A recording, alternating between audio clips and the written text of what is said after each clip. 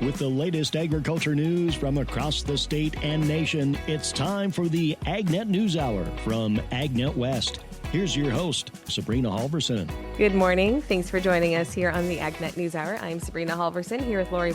Morning. Good morning.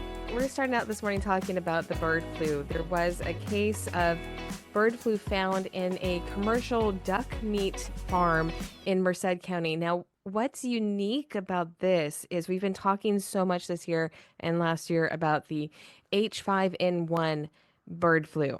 This was the H5N9 bird flu. So it's a different strain. It's more unique, but it's not unheard of.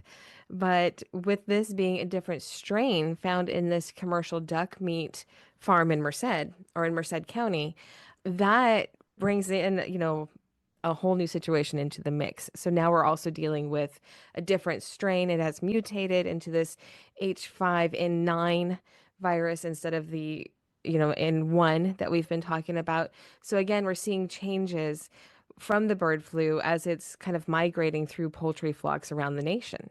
Now, in interviews that I have done, and one most recently I did air during the show here a few days ago, the H5N1 bird flu actually isn't new. H5N1 has been around for quite a while, but what was happening is, and different strains of that, I shouldn't say that specific strain because it's its own specific strain.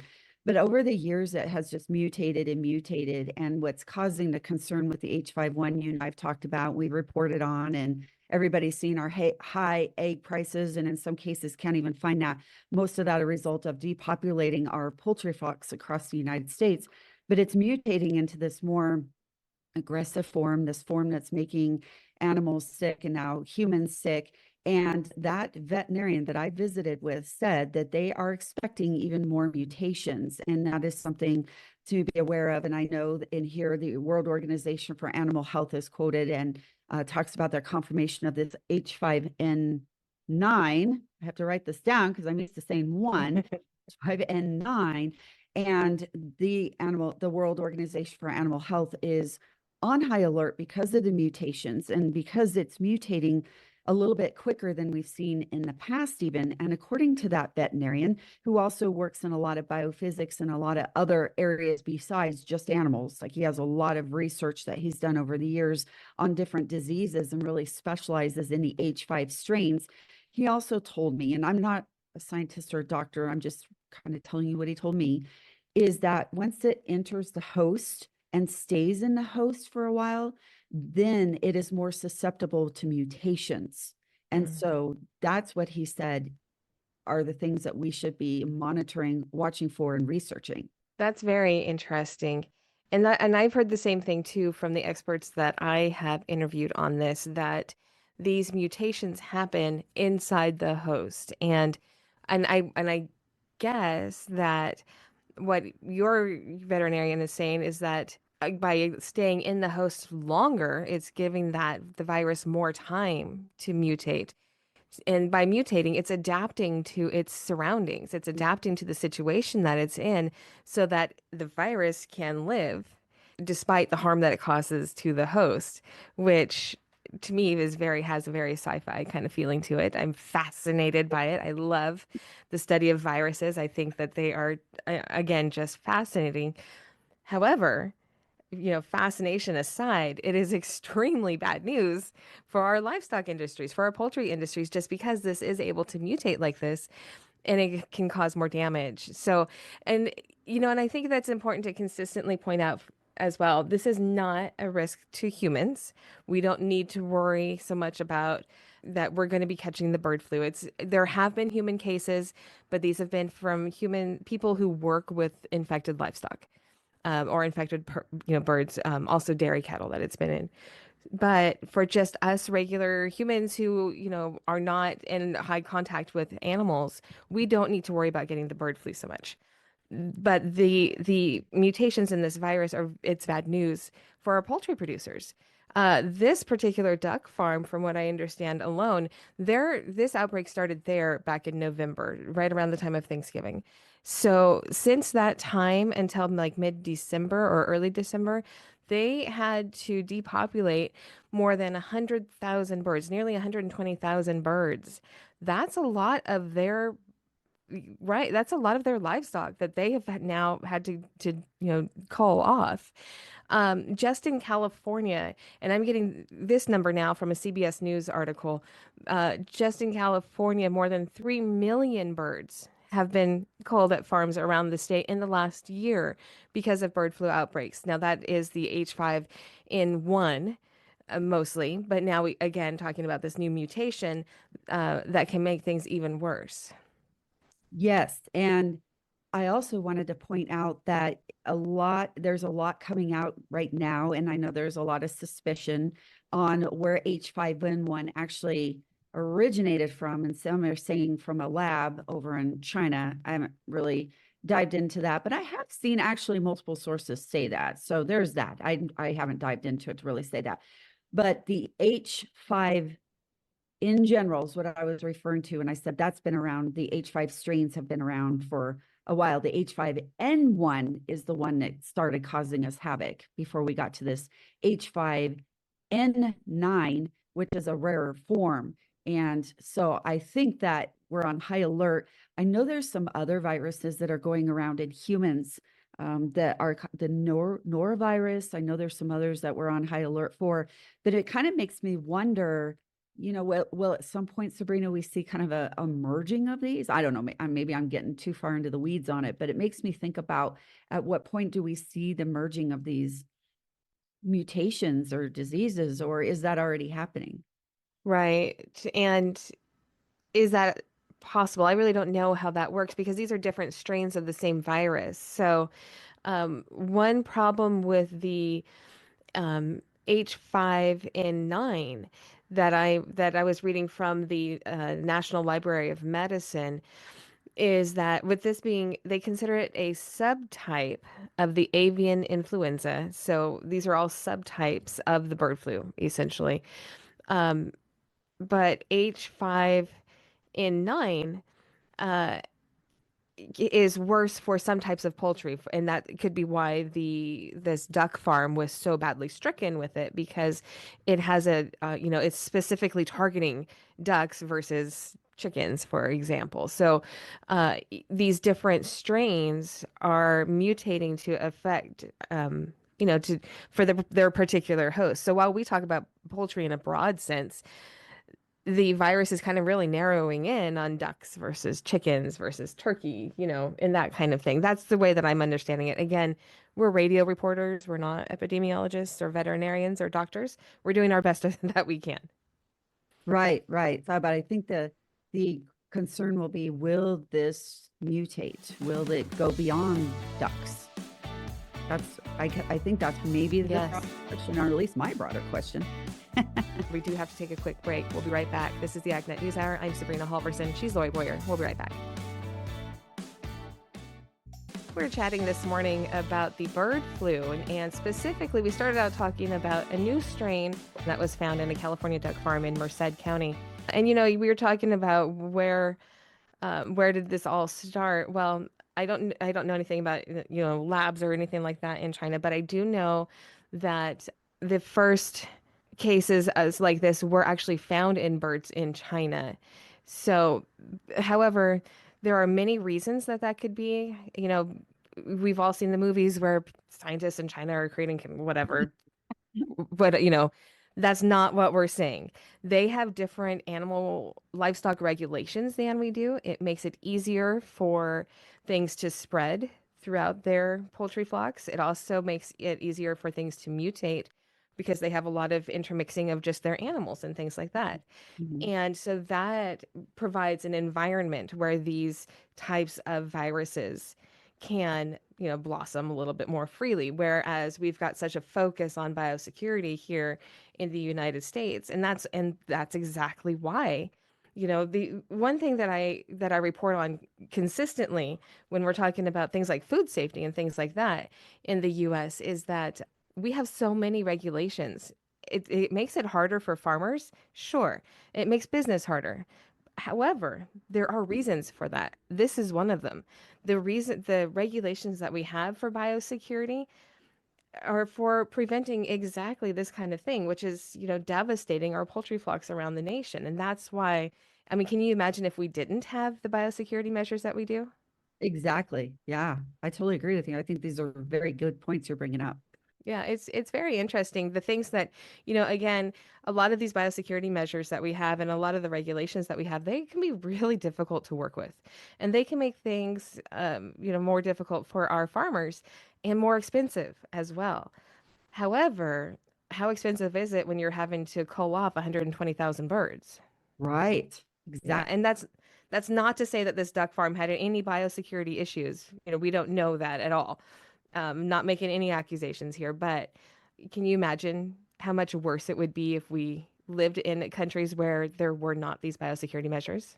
Yeah, no kidding. Wow. Good Yeah. points, Sabrina. Good points. And along the lines too, and this is something that you know a lot more about than I do. I just had a press release come out from Michigan where they found bovine tuberculosis. And there is a farm that's now dealing with that. And that goes back to, again, just showing how important biosecurity measures are on our farms and ranches to make sure that when things like this are found, they don't spread. And again, you have a lot more experience in the cattle realm than I do, so you know how much of a problem that is for our cattle producers. But there's an outbreak, anytime there's an outbreak like that, I can only imagine how devastating it can be for our ranchers. Yeah. Yeah. I thought this was when we talk about this mutating this H5N1 and H5N9. I'm Hmm. gonna, just doesn't roll off the tongue like H5N1. No. As there, we talked about how it's mutating. I found this. I just thought I'd throw this in because this really interests me, and I like learning about this kind of stuff. I really do. So this is an MSN article, and it is saying here that a spokesman, not a spokesman, it's the H5N9 was a result of a reassortment where H5N1 was able to genetically mix with other influenza viruses inside the duck. So I just that's reaffirming where we started on talking about how these H5N1s are mutating in a host. Yeah. Isn't that interesting that they are even able to do that? I just find it all so interesting. We're going to keep chatting about this a little bit. We have a couple other things to talk about too, but we do need to take a quick break. This is the AgNet News Hour. I'm Sabrina Halvorson. She's Lorrie Boyer. We'll be right back. Welcome back to the AgNet News Hour. Here's Sabrina Halvorson. We're chatting this morning about the bird flu, and specifically, we started out talking about a new strain. Well, not a new strain, but a different strain that was found in a California duck farm in Merced County. And this is the H5N9 strain. And we were chatting about how these virus strains can mutate inside a host, inside a bird, a duck. And Lori, you explained that this was the H5N1 that kind of combined with another flu virus or other flu viruses that were already inside this duck and created the H5N9. And again, that goes to show just the importance of keeping our flocks healthy. Yes, yeah. And I know that in reading some of these things, as I mentioned earlier, that actually bird flu or H5 viruses aren't brand new. And I just came across this as well in that same article that I mentioned before the break. H5N9 have actually been detected in North American wild birds in 2023 and 2024. So it's not exactly brand new, but what is new is how it's varying or how it's mutating inside these ducks here in Merced, California, as you mentioned when we got started. That's where they found this at. And the other point, you made a point about biosecurity and monitoring and how important that is. If we didn't have that, we wouldn't have found this anyway. We wouldn't have found it in the first place. So kudos to this duck farm for doing right. And otherwise, we wouldn't even know that it's there and be able to monitor it. Right. And another thing that I'm reading too, kind of along the lines there, is that ducks are especially susceptible to having these viruses without showing symptoms. And so that's going to make it even harder. The ducks need a very low dose, lower than other types of poultry, to actually be infected with these viruses, and they don't actually show symptoms as much. So your flock of ducks could be infected and you wouldn't even know because they're not showing symptoms. And that, And that makes it even so much harder. Again, when you have all of your biosecurity in place, and then I mean, biosecurity and bird flocks is very difficult. And then one of your ducks gets sick and you don't even know because they don't act sick. How do you know if you're not, it's not like the duck's going to tell you, "Oh, I think I might not be feeling well today," Right. you know? Right. So that's got to make it so much harder. Yeah. So that's where that testing is key. Now, while it's not a huge threat, as you pointed out, to humans, there still is a bit of a threat. And according to this article, what the main concern is that we don't have an immunity for it as of right now. We're starting, this is kind of strange, and I don't know how this all works, but we're starting to kind of have an immunity to the H5N1 because it's out there. It's just out in our environment. I'm reading this from that MSN article, or taking it from that MSN article. But H5N9 we do not have an immunity. Excuse me. So gaining a foothold in humans is entirely possible and could be a little bit more dangerous, at least at the beginning. That's interesting. And how can we possibly build up an immunity? I Right? mean, again, it must be like if we are building up, that means it's something that we've been exposed to in small amounts, perhaps without knowing about it. So our immune systems have been working to build up that immunity. I know I don't want the bird flu. That's that's the most definite statement I can make. I can only imagine. Yeah. And as we saw, there was one human case that they attributed this person passing away from bird flu, but it was later, after the freaky headlines. Later, it was found out this person, I believe it was a male, was older. He had liver disease. He had several other underlying factors, Right. and then obtained bird flu somehow. And then that, of course, it kind of I heard that several times during COVID, that some of the people who passed away for it actually had underlying diseases and issues. And then you get that extra on top of it, makes it Right. deadly. Right. And that is and that's very important to remember because while we're talking about the bird flu, I don't want us to start any kind of a panic in anybody worrying about actually getting the bird flu as a human. The bigger way that this is going to affect humans is honestly going to be with your egg prices and, with the availability of poultry products. That is going to affect us much more than the idea of actually contracting the bird flu. And it's a legitimate issue. The way that this is affecting the poultry industry is absolutely going to continue to have a problem. We are seeing it now with our egg prices being so high. This is one of the reasons why egg prices are so high around the nation. In California, we've been talking about our higher egg prices for years since that Proposition 1A back in, I don't remember, 10 years ago or whenever it was, with the cage-free eggs. Well, that bumped up California's egg prices, but not the rest of the nations. That was a state proposition.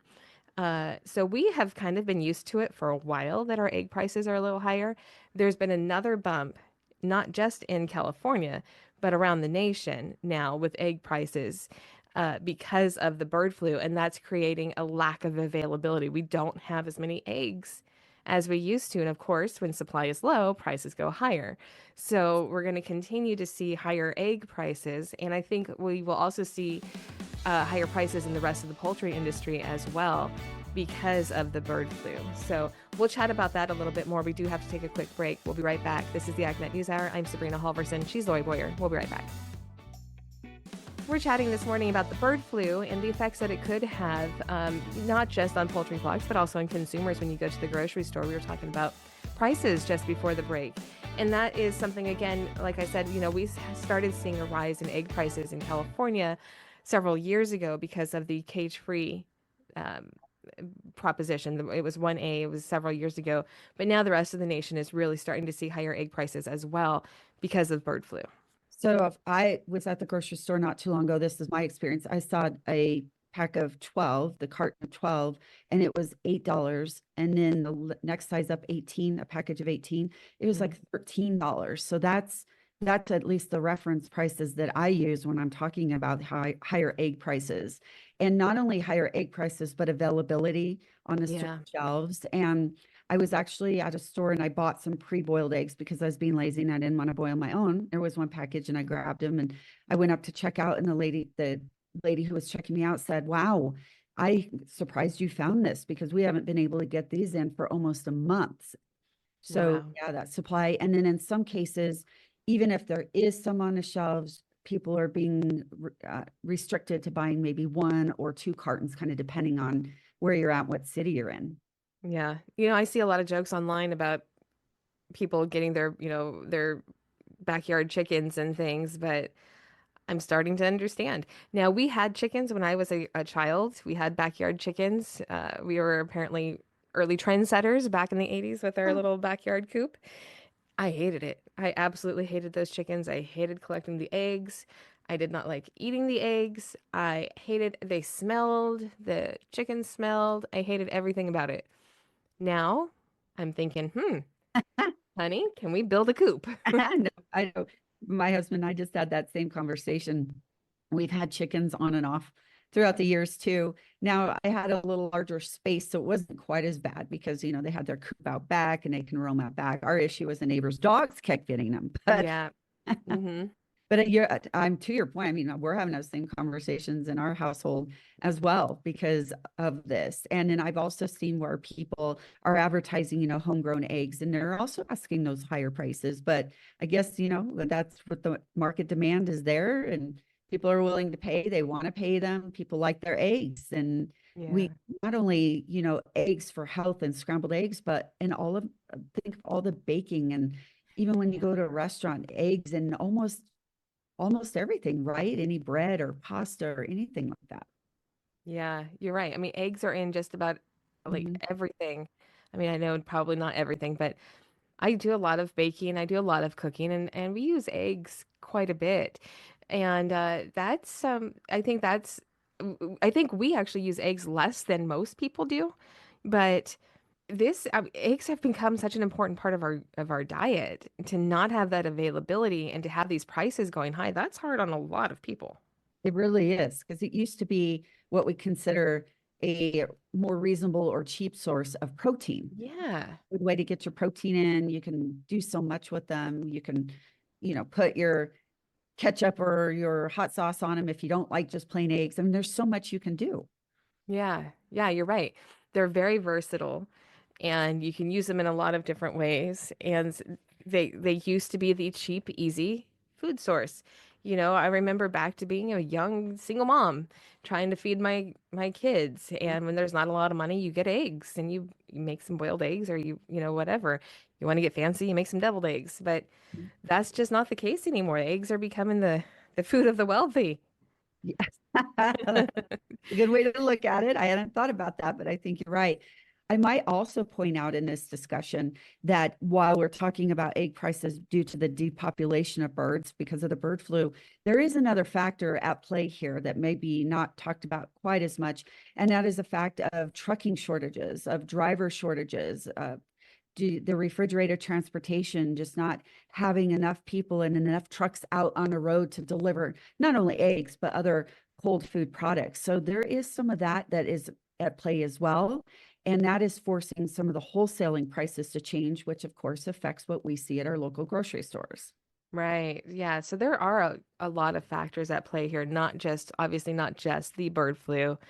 But yeah, trucking is another issue that has caused a lot of problems, with availability, with again having to increase our prices, just getting product moved from one part of the nation to another can cause some issues within our supply chain.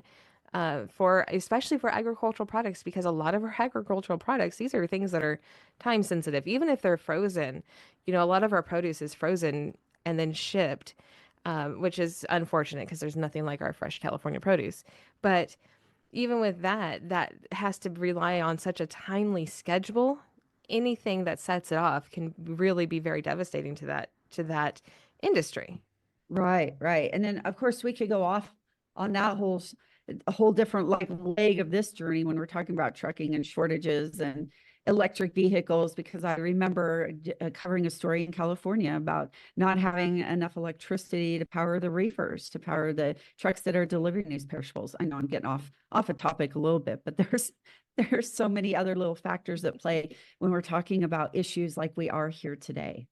Yeah, it's a very intricate web that Mhm. makes it all work so that we can continue to feed people. And there are a lot of little parts of this web that rely on each other. So when one part of the web is struggling, it does have that effect on the rest of it as well. I don't know, our whole food system is such this intricate, complex machine that is, really fun to cover sometimes. Yeah, yeah. And that's what we do, break it down, and all of those parts that you're talking about have specialists and people and technology that just amazes me when we start breaking these things down. Just in a poultry industry in general, some of the robotics that are starting to be incorporated into it. It's agriculture just amazes me when it comes to innovation, technology, and getting done what needs to get done. Yeah, yeah. It amazes me too. And I guess that's why we do what we do. And hopefully we're able to explain a bit of it to our listeners out there. For now, though, we do need to take another break. When we come back, we have this week's almond update, and we'll be hearing about some really interesting things within the almond industry there. So thanks for tuning in with us this morning.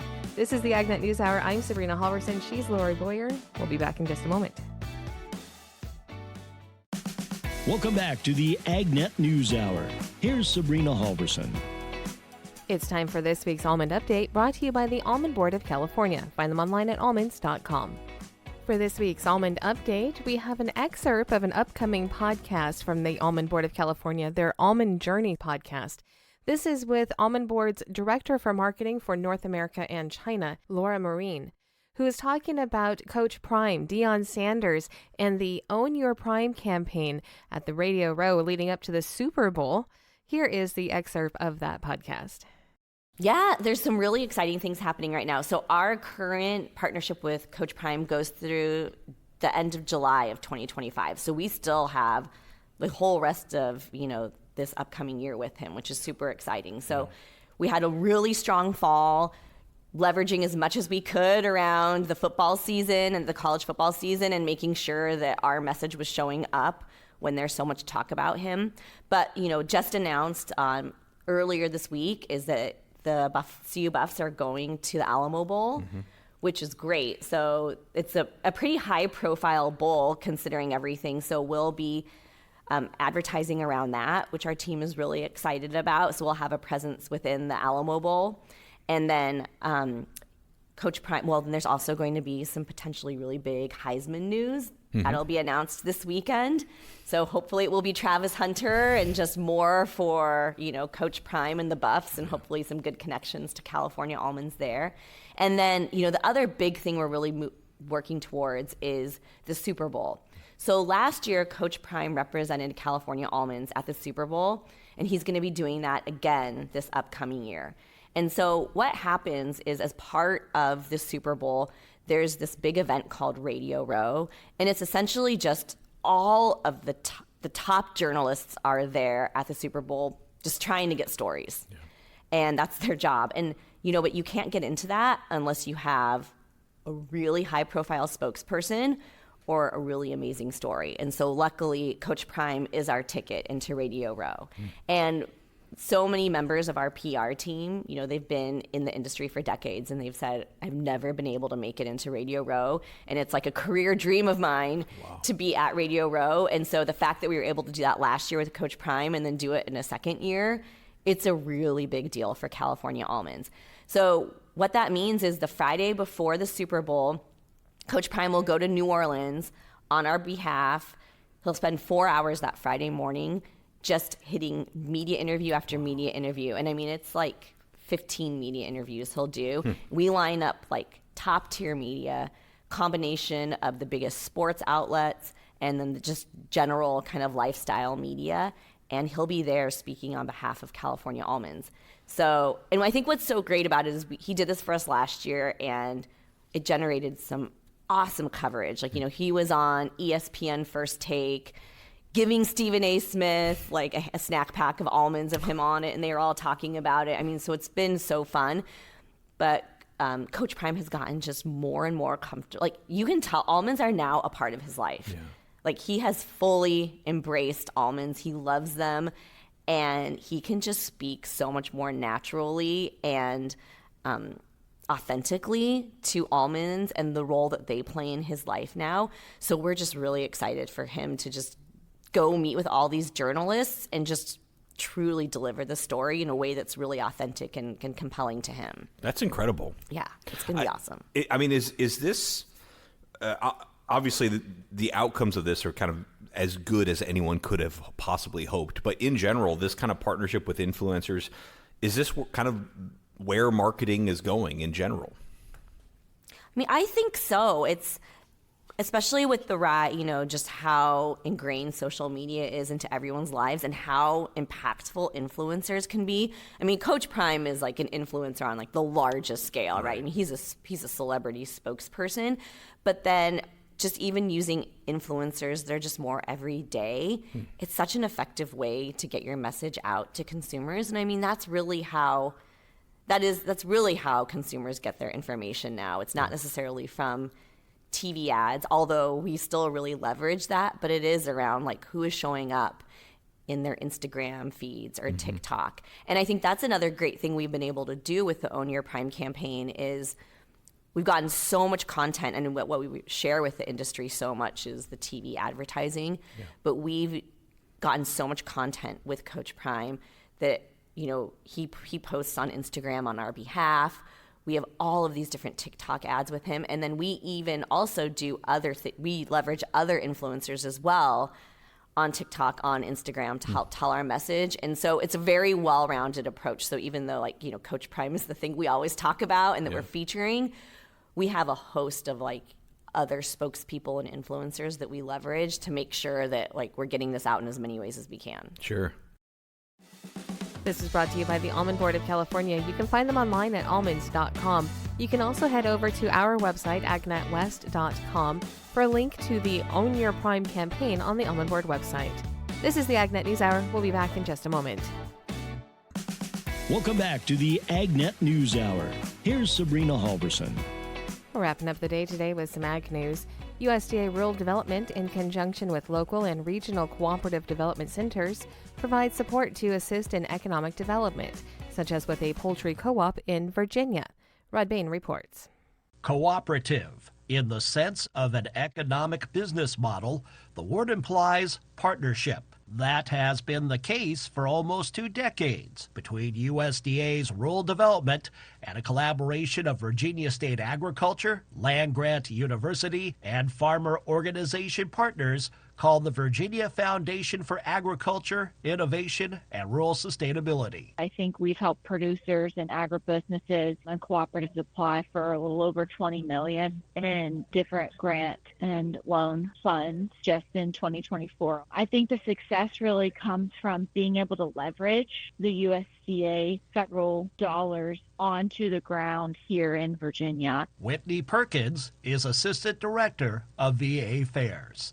This foundation is a past recipient of rural development cooperative grants over the years. The grant program assists individuals and businesses as they start, expand, or improve a rural cooperative or mutually owned business through cooperative development centers. They do all that work, and we're just kind of there, that coach that tells them to keep going and keep pushing and get across the finish line. But it's really, really rewarding when you see a month of hard work come to light. VA Fairs Senior Assistant Director Tony Banks provides an example of cooperative efforts to restore industries within the Old Dominion state. Local poultry growers formed their own cooperative, the Central Virginia Poultry Co-op, in response to closure of a Glen Allen processing facility and lack of interest of companies to restart operations or house birds at the facility. In this situation, the co-op basically formed out of necessity. There was an urgent economic need, and the co-op seemed to be the best solution for moving forward. The poultry co-op secured a wholesale buyer and placed egg-laying hens within the facility last year.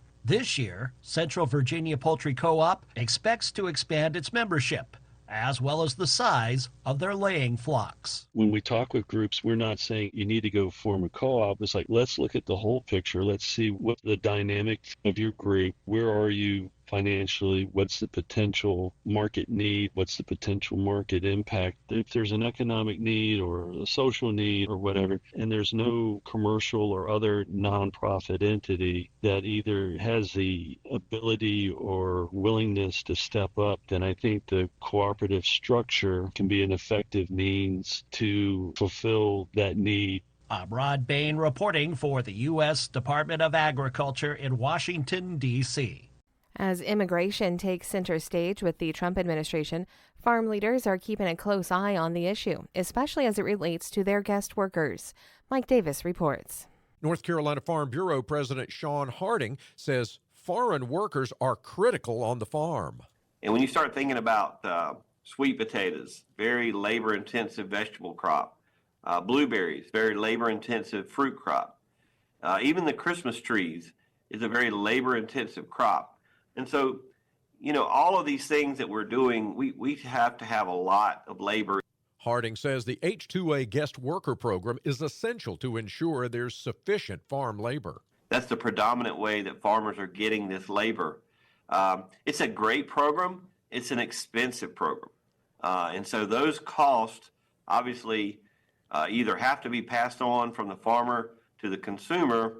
Harding says lawmakers need to realize that farmers are caught between a rock and a hard place. Not only do our farmers have to pay more for the labor, they have to pay housing for these workers, and of course they have to pay to get them here as well. So it's a very expensive program, but really our farmers don't have a choice. Harding points out the H-2A program is a win-win, and while it has its drawbacks, it and farm workers must be protected amidst the talk of mass deportations. And if we're going to have food in the grocery stores and the restaurants on our tables, somebody has to do this work.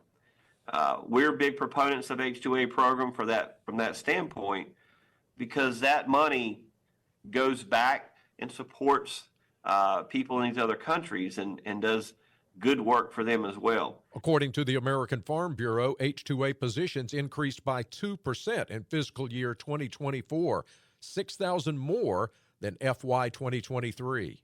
I'm Mike Davis. Iowa Senator and free trade advocate Chuck Grassley is again warning of trade retaliation against U.S. agriculture if the president's tariffs spark a new trade war. It always seems to be the first retaliation is against agriculture. Senator Grassley says that could be the case again if America's three biggest trading partners, Mexico, Canada, and China, retaliate over President Trump's planned new tariffs. Grassley says the political reality is also hard to escape. The country has turned protectionist and mercantilist, and I don't think that's good. But we did have an election decided that the country likes what Trump's trying to do. And Grassley says he'll wait to see if it brings about fairer trade before being critical. That's our show for today. This has been the AgNet News Hour. I'm Sabrina Halvorson. On behalf of Lorrie Boyer and myself, thank you for sharing your morning with us. To get more information on the topics you heard today, visit AgNet West at agnetwest.com. You can also stay connected by following us on our social media at AgNet West on Facebook, Instagram, and X. Also look for Sabrina Halvorson on Facebook, and be sure to subscribe to our podcast by searching for AgNet West on your podcast app. Thank you for listening to the AgNet News Hour from AgNet West. AgNet West Radio Network, your primary choice for agriculture news.